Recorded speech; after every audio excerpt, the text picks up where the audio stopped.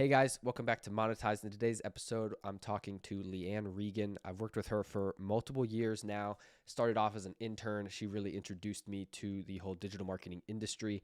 I helped her provide Google Ads and SEO services. She taught me a lot of what I know today. She's been in the industry for, I think, coming up on 12, 13 years. Pretty crazy. Not many people have been in the digital marketing industry for that long, so she has a ton of expertise to share. And we had a great talk in this episode. So enjoy. You can find all of her links down below. So tell me a bit about yourself. Tell me, growing up, where you grew up, about your business, what you've been doing. Well, I grew up in the 80s and 90s in Atlanta, so suburbs of, I guess, suburbs of Atlanta, so Tucker, Decatur area.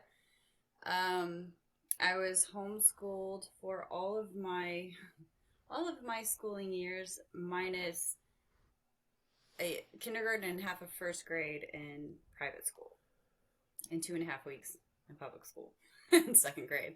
So aside from that, I was homeschooled my entire life, which is Me too. interesting. I know. So I thought that was really cool that we were both homeschooled. Um, anyway, I graduated in '96.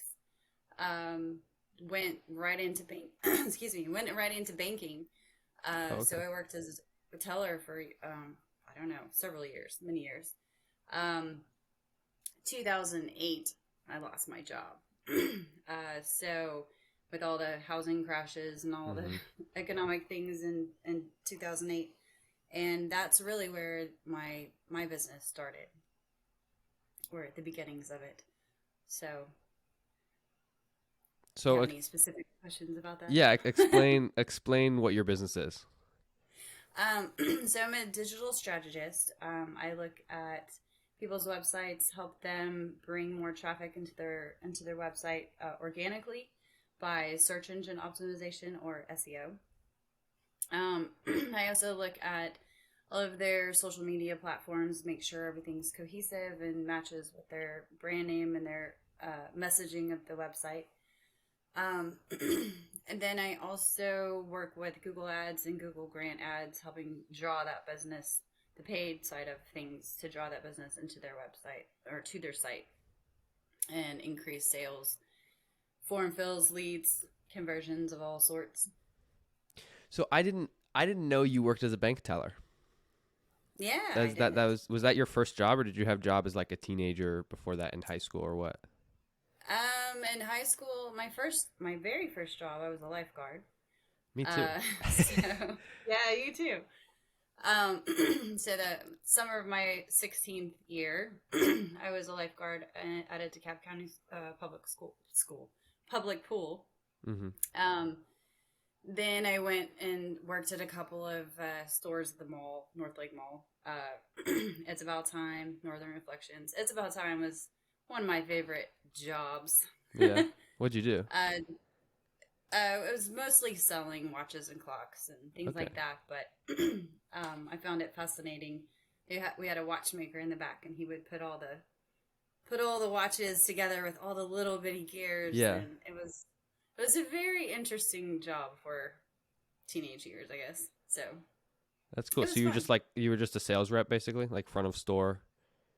Yeah, I helped Sweet. change batteries and watches, sell watches and clocks, and strangely enough, I mean, I was only 17 when I worked there, but I was out of 16 stores that they had in the Southeast, I was the third top seller for that Christmas season, which for only being 17, Pretty good. I surprised Pretty good. myself. It wasn't a goal, it just kind of happened. But So so what I won a, sorry, go Sorry, go ahead. ahead. No, I won a $500 Howard Miller clock for Oh. doing that too. So it was an interesting teenage years for sure. You still have it? I believe it's at my parents' house somewhere, but yes, I think so. Somebody has Cool. it. So what did because you worked more jobs than I did as a teenager. I only worked like a lifeguard job, and then I started working in house, right, at the Hmm. same lifeguard company, just doing their social media. Then I did started doing my own thing, as you know.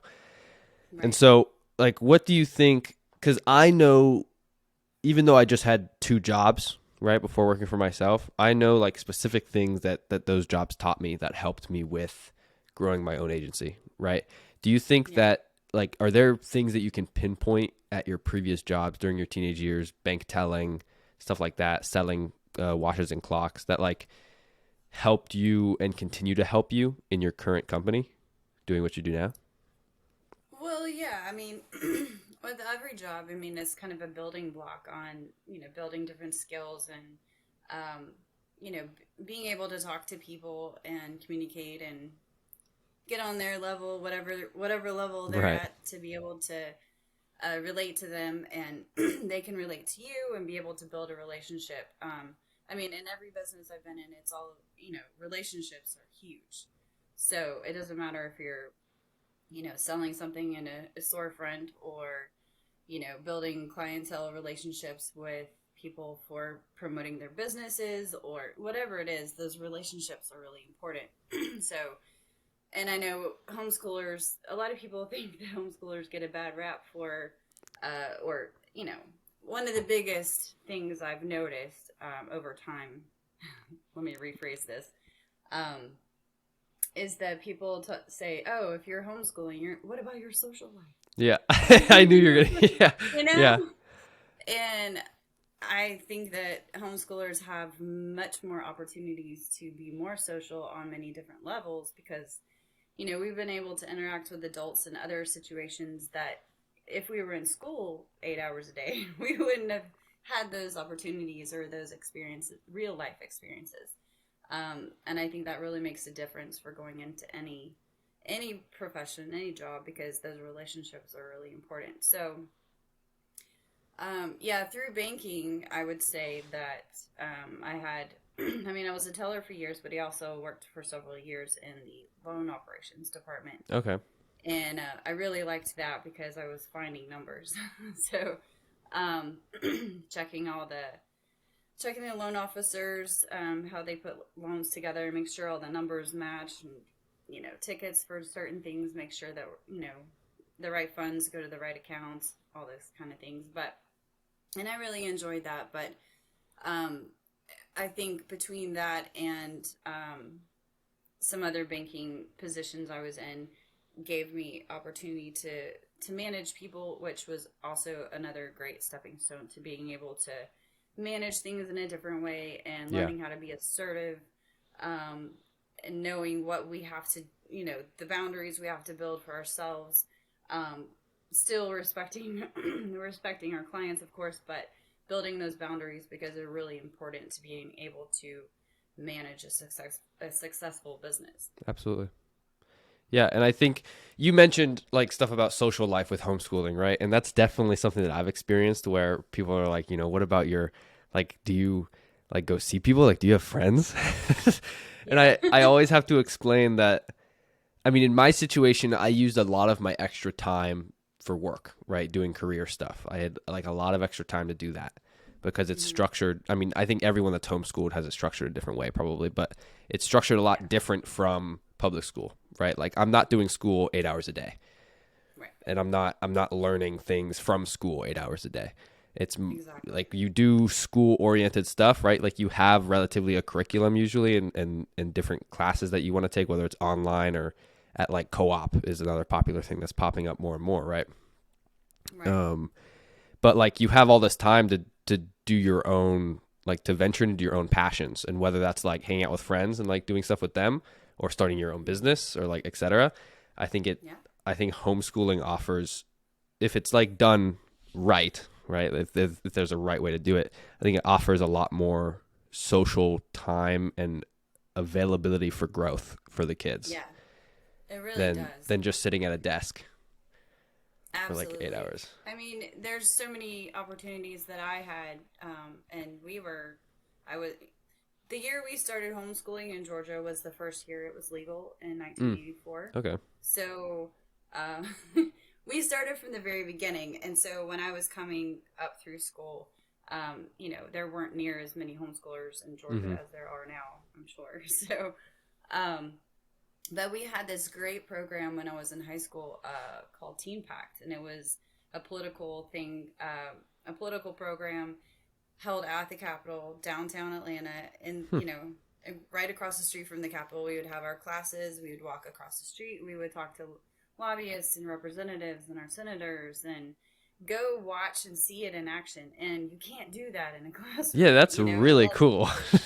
unless you go there. I mean, we were learning about how a bill the bill becomes law, and all these things, how the lobbying works, and talking to different people to understand how things work. And I think that, especially now, I really appreciate that kind of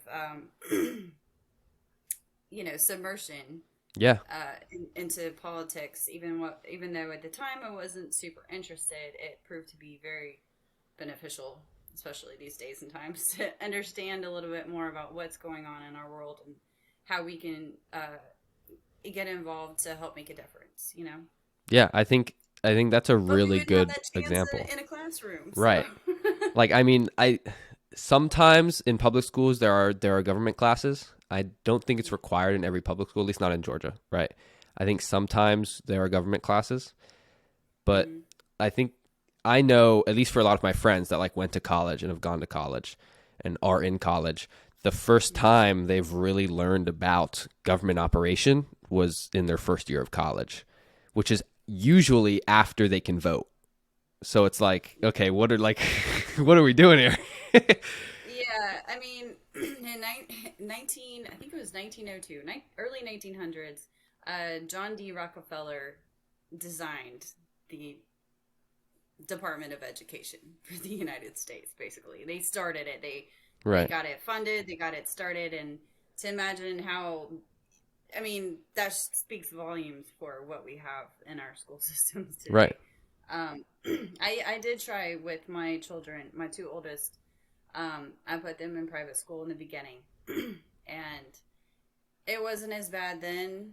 I Mm-hmm. mean, this was probably 10, well, 15 years ago, maybe. Sure. Um, and it wasn't as bad then, but they were already doing, around your elbow kind of math, the Common Core math, and I don't know what they were exposed to as far as like CTR or CRT, not CTR, Mm-hmm. CRT, um, and all those kind of things. But it's just interesting to. We pulled them out in third and fifth grade and homeschooled them the rest of the way, but uh, it was ridiculous because they would come home from school. I would have to teach them their homework so they could do their homework, which would take another 2, 3, 4 hours Right. depending on what had to be done, right? And then send them to school. The next day we're doing the same thing. I'm like, what are you learning at school? Why do I have to teach you this? Right. This is your homework. So after doing that for a while, we decided to pull them out and do it ourselves because I was like, this is not working very well. So Yeah. Yeah. I think it's interesting first how much the homeschool community has grown, even like since like I was in high school, right? Like in the past like 5 years. It's kind of crazy. Like seeing the homeschool co-op that I went to a lot grow specifically just in my personal circle, and then also seeing yeah, it like the whole community grow as a mass collective. It's really cool. Um, I think it's awesome. yeah, I think it's really interesting. I think it's working for a lot of people, which is nice. And so you're a digital strategist, and I know a lot about what you do now, but I want to learn some and talk to you some about what you did in the beginning because you've been a digital strategist for how long? I officially started November 2010, so this November will be 13 years. That's like crazy to me because that's like, I mean, before the beginning of like when digital marketing started really growing. Like you Yeah, were in pretty early. I was brand spanking new to, Right. to anything SEO. My brother actually, so I lost my job in 2008, and Mm-hmm. I used some of that time between 2008 and 2010 to try a few other things that didn't work very well. So 2010, my brother, who is a great website developer and great coder, genius in that department. Both my brothers are great at that. Um, he asked me to help him with some link building, and this Okay. was my introduction to SEO. And link building is not my favorite, and it has changed over time, thankfully. But that was really the first thing I started with, SEO wise. And from there, I kind of jumped into a memory foam mattress company that were selling mattresses online in Australia. Okay. Um, that was my first Google Ads Google Ads experience, and we did great with them, and were able to improve their ROI. I think it was like 600% in the first year that we were working with them on that Google Ads. So, which at the time, to buy a mattress that you couldn't go physically try was a little, Right. I mean, now outrageous. that's everywhere, right? Like the mattress I have Yeah, but at the was time it online. Yeah, was yeah. new, and we nobody was sure how this was gonna work. That's super But cool. it worked. It worked quite well. From there, it just kind of it was a learning process. I mean, it was kind of like being immersed in a college course of SEO and digital Hmm. strategy, but on my own time, in my own ways, and learning as I went, learning Google Analytics and reading and watching videos. Videos weren't so big back then, by the way, as they are now. As far as like tutorials on how to do things and things Yeah. like that, they're a lot more available these days than they were in the beginning. So I was doing a lot of reading and working with my brother on things that he had learned and putting our heads together. And he kind of left me to do my own thing, and I just took it and ran. It allowed me to move out of the country for a few years too, so I could work remotely, which was a really cool experience.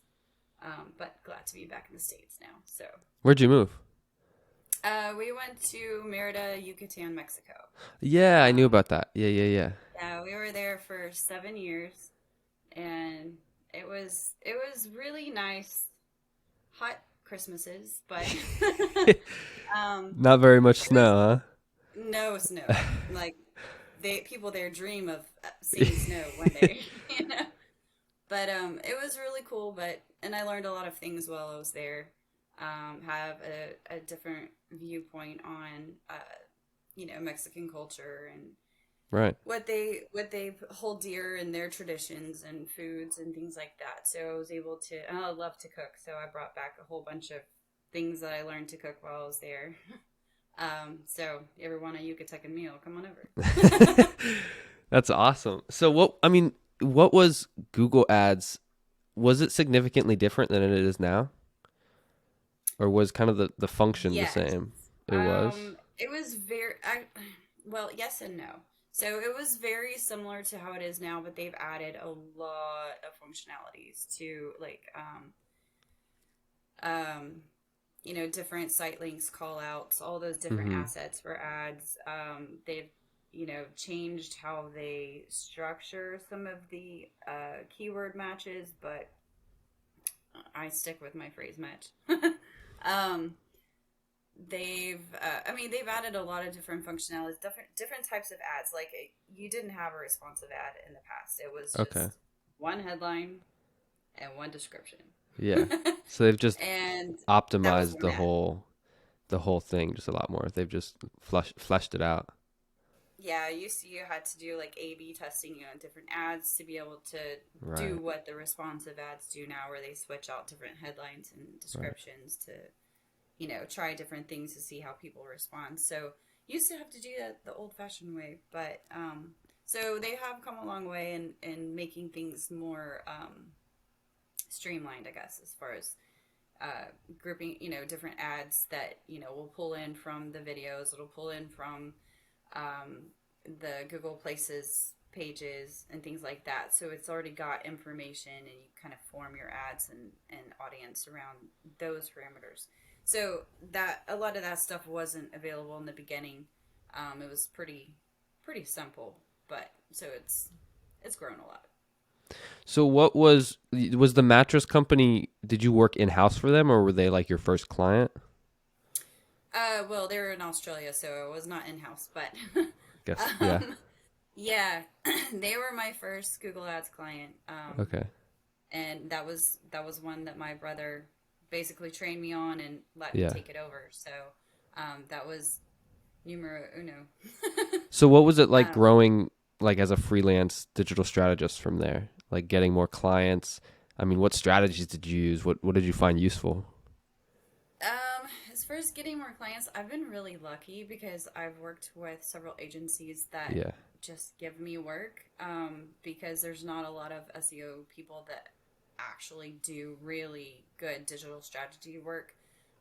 There's a lot of people that'll scam people into, paying Right. $5,000, $8,000 a month, and they don't do much of anything, or they do things that I know are completely the wrong direction Right. based on what the client's focus is or what their needs are. So it's really hard to find reputable, ethical SEO uh, and digital strategists. And when you do, you should hold on to them. um, so I'm sorry, what was your question again? The like how you started, what strategies you used to get more clients into like your freelance work, right? You said Yeah. partnering with more agencies, which is something I've done. I think I've found really really useful, where it's like you get in the door with like 3 or 4 agencies or 3 or 4 other people, right? Like you and I work together, and you refer me Mhm. clients, like for Yeah, social it's media it's work. all about that, networking and relationships again. Once you have those relationships and you know how people work, you know that they're reliable, you know that they're going to do the best thing for the client, and you Right. know that it's easy to work with them. You're going to constantly I mean, word of mouth is is the best way, really. So, I mean, I have a website, but I don't really use it. I Right. mean, it's there, but I don't really use it because I don't really need to.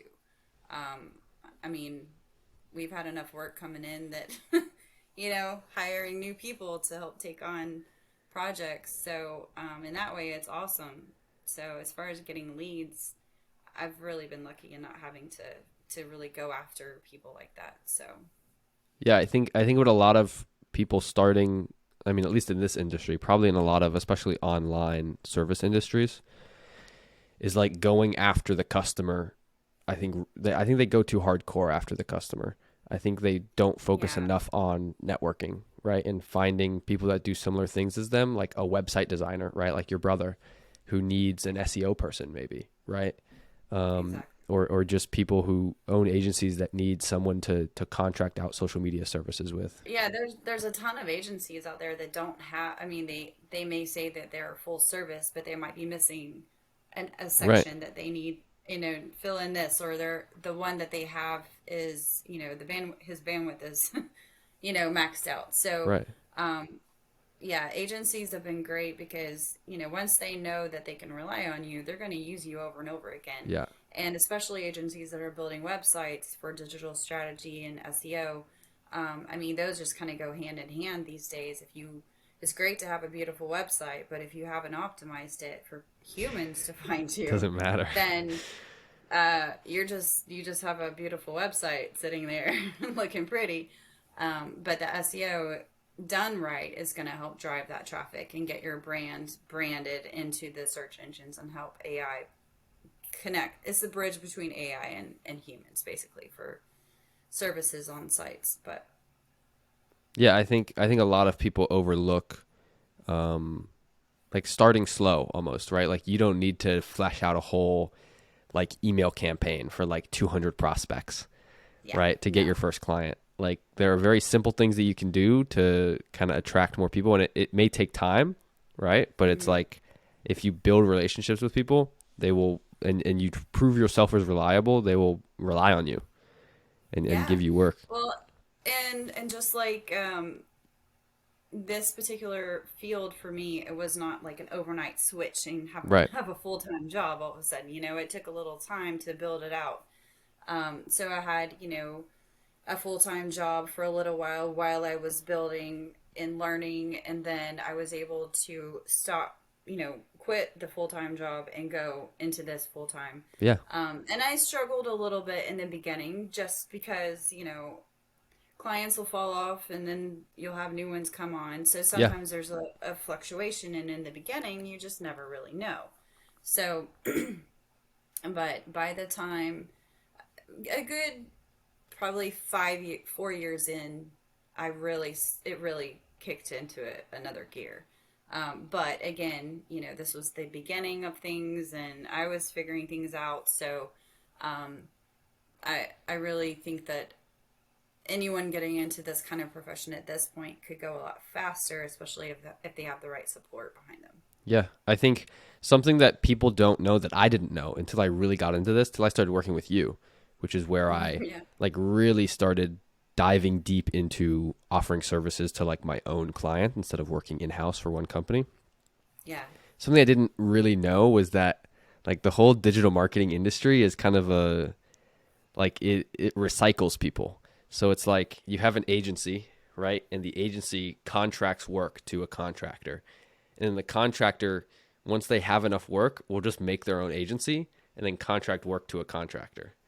And then they'll make Yeah. their own. It's There's like, it agencies just, popping up all over the yeah. place because of that. Yeah. And that's what I did, right? Like I worked in house and then I did contract work for you and some other agencies where like Hmm. I didn't have my own clients per se, but like I was working with you on certain clients for certain like projects, right? Like you taught me Right. like most things I know about SEO and Google Ads, and I still work with you on those. And then I had another agency who did web design that I did a lot of social media stuff for their clients, and then I Hmm. started my own thing and like still worked with you guys, and then like started growing my own client base. And it's like, and now I have contractors that work with me. Yeah. And I'm like, they're gonna go make their own agency. And I just think it's really funny. Like I didn't really understand that that was a thing, but you have to. I think when you're diving into this, because the big mistake I made, like 3 maybe 4 years ago now, was when I started my first agency. I just like started my agency and like went all out, right? But like didn't actually know what I was doing, and so it was Yeah. like I had a first a hard time selling myself because I didn't actually know what I was selling, and second a hard time providing the service because I didn't actually know what I was doing. And so Yeah. I that failed, right? Took a step back and went to work at the small business in-house, learned stuff there, went to work for you, learned stuff there, and kind of grew from there. So I think what a lot of people miss is that like you can start at the bottom, right? And go Yeah. work as a contractor, right? Like hone in on a specific skill, take a course about SEO or Google Ads or graphic design, and go market Yeah. yourself to all of these agencies and work as a contractor and then build your own thing. It's almost like a paid internship in a way because Yeah. you're learning as you go, but you're also getting paid at least something. It might not be what you want to get paid by the end of when you're building your own agency, but it gets you it pays the bills, it gets you started, and then you're able to set your own prices for things and be able to offer a full thing that you're in control of, and being able knowing that you're in control of the work that you're giving back to your clients. um, I don't know, it just has a weird it's rather satisfying, I Yes. guess, and that's something that I mean, it's part of our human makeup that we want to do something that we're going to be proud of, and we want to be acknowledged for that, but doing it in the best possible way within ethical reason is going to be huge, because our reputation is everything. Yeah. So making sure that we do things correctly the first time for our clients, they're going to recognize that, and they come back because they see that, they feel it. Yeah, I mean, I have a client right now who, I mean, a potential client hasn't even signed the contract yet, right? We're in discussion about the project, but they've referred me two people already. And so it's like Oh yeah. they're not even a client, but they referred me two people because like we're in discussion and I'm talking to them about all these strategies and like how I want to do this, and then we're building a really good relationship. They're like, "Look, these people I know also need social media stuff. I'm just recommending them to Yeah. you." Right? Like if you give that first impression, like even if they haven't like paid you anything, right? Like you haven't even provided them a service. Like it's Yeah. all about building relationships and like coming off as just a genuine, authentic person who wants to help, right? Yeah, Um, it makes a huge difference. Yeah, I mean, I've had people that have said, I'm going to go try out this other SEO person. I'm like, okay. But usually they come back. yeah, So, yeah. There's a lot of yeah, so I'm like, okay, you can try. But, when they come back and you're like, you know what? It was working better with you. And that yeah, makes me feel like, okay, good, because what I'm doing is working for people, right. and they can tell a difference when they are not working with me. Um, not to say that I'm tooting my own horn, but I mean, it makes a difference to do things the right way the first time for people, and they Absolutely. respect that, and that's how those relationships are just built stronger over time. Yeah. And I think what a lot of people do wrong is, especially like when they're trying to get into an entry level position, is like overselling themselves, right?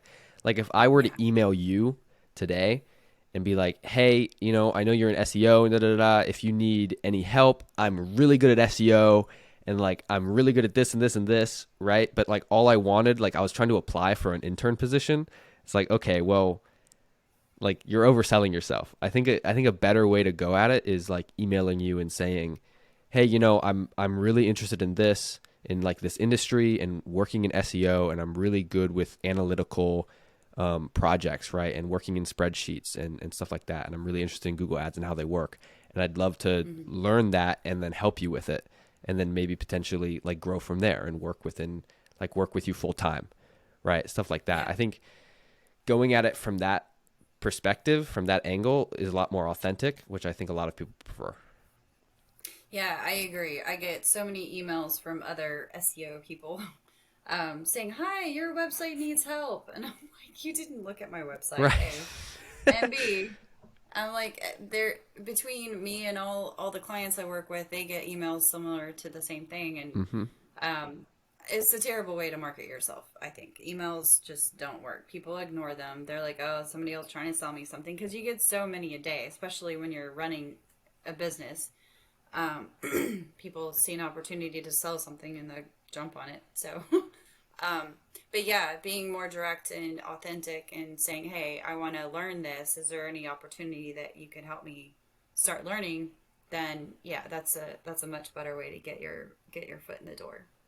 Yeah, because I think two things, right? I think first, a lot of people, especially those SEO people that like email with like hard sells, right? They're trying to Mhm. like get in there and just like they tell you that everything's wrong. Because I get those emails too, and I think it's really funny.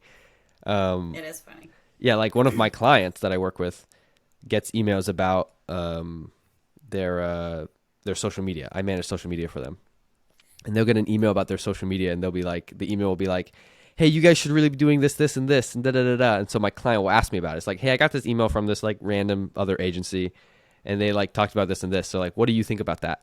I'm like, "Well, we're not doing this because we're actually doing this, and this is going to be way more effective."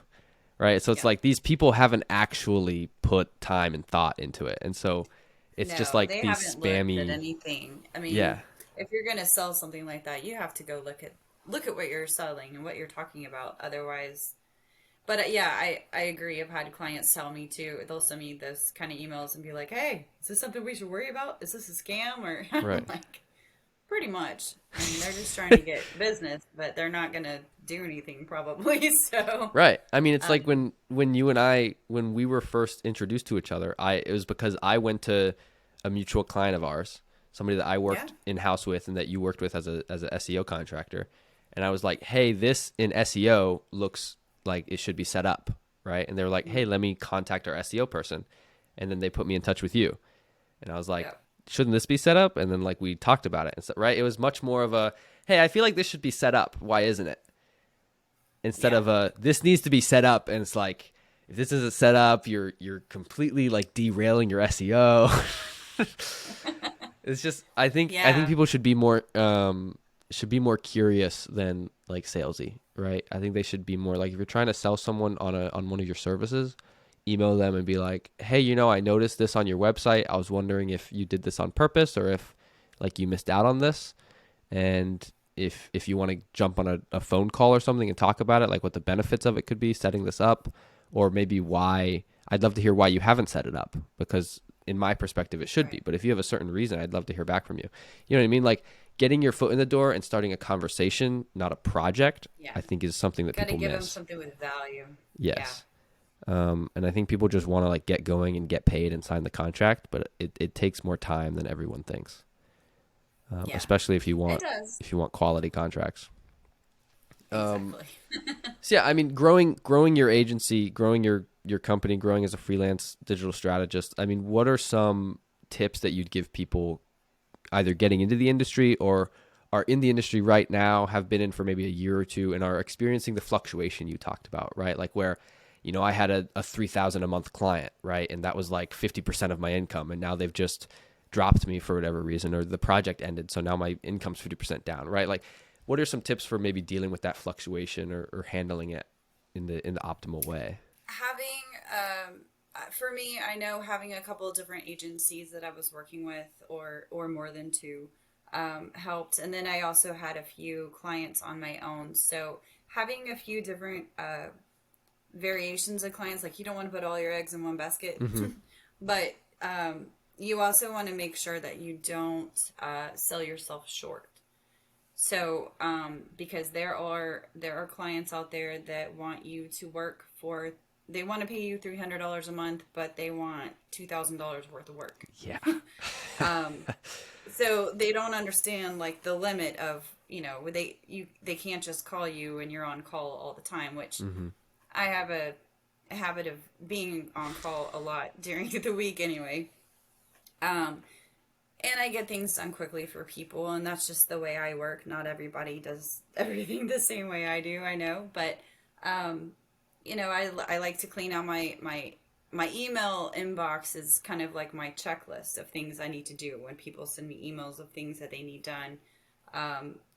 So I'll keep that running, and I like it to be cleaned out because it looks like I've finished my to-do list.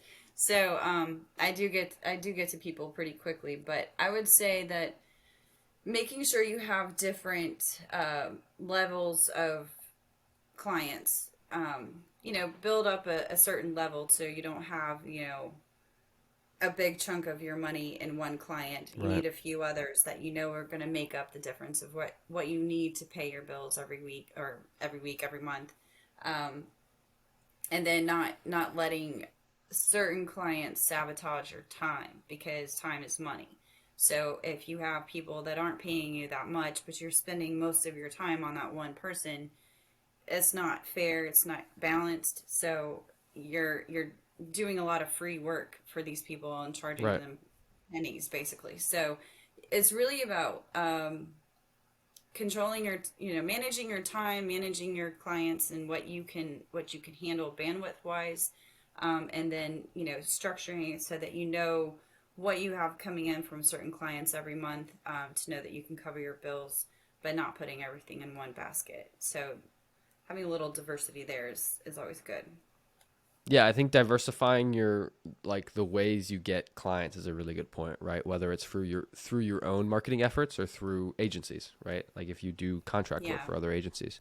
So I think that's a really good Like point. most of my clients that I've had, a lot of the clients I've had, that are not through an agency, I've had them for 5 to 8 or more years, Right. um, consistently. So there's some that I don't really worry about, but I have been in that situation in the past where I had one big client, and then all of a sudden they didn't want to continue with Right. whatever for whatever reason. And usually marketing is the first thing to go if people are having issues with budgets and things like that. So, and that's understandable as long as we realize that that happens. No hard feelings. They usually come back eventually, but you just can't depend on big Yeah. clients all the time. So just making sure that diversity is there is important. Well, thank you so much, Leanne, for coming on. I really appreciate it, and I really enjoyed the discussion we had. I think you have a lot to say about the industry, and you've been in the industry for a long time, like longer than most. And I think it's really, really cool. Because I remember when I was first introduced to you, and the people that introduced me were like, "Yeah, she's been in the industry for like 11 years." I was like, "Really?" I was like, "I didn't know there was an industry for 11 years." So I think it's really cool. Yeah. Yeah, I appreciate you coming on and answering my questions and Well, talking with me about it. thanks. Thanks for having me, Aiden. I appreciate it.